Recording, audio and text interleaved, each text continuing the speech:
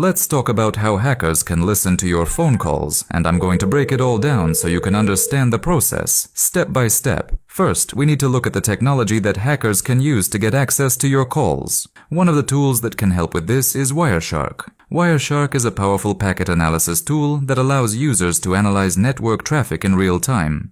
It's an open source tool, which means it's freely available for anyone to download and use. It's a GUI-based tool, which makes it relatively user-friendly, but it also has a terminal-based version called T-Shark for those who prefer working with the command line. Wireshark helps hackers by capturing data packets that are sent over the network, and it can be used to decode and analyze these packets to get sensitive information, including phone call data. One important aspect of this process is Voice over Internet Protocol, or VoIP. VoIP allows phone calls to be made over the internet rather than through traditional telephone lines. If you've ever used apps like WhatsApp or Skype to make calls, you've used VoIP. The big advantage of VoIP is that it's often much cheaper, especially for international calls.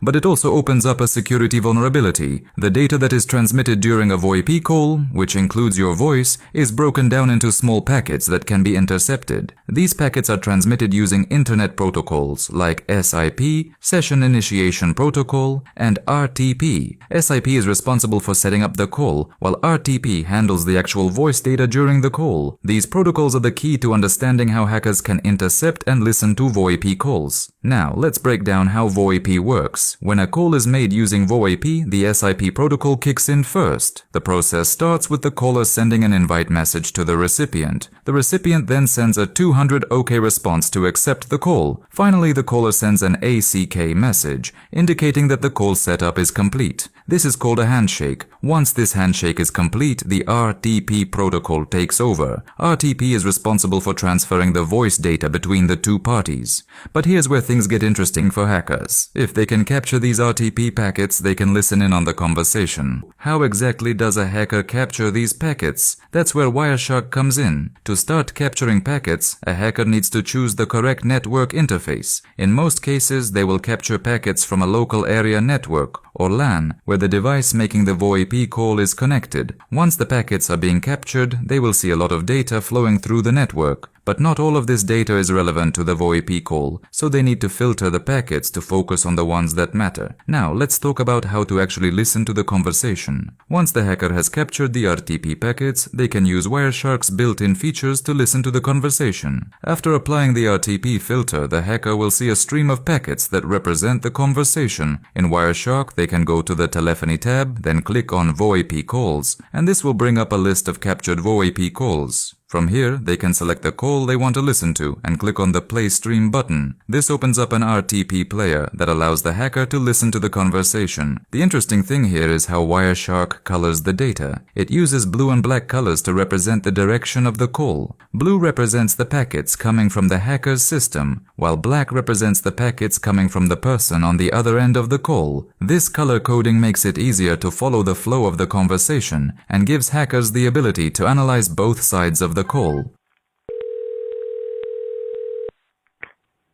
Testing 1, 2, 3.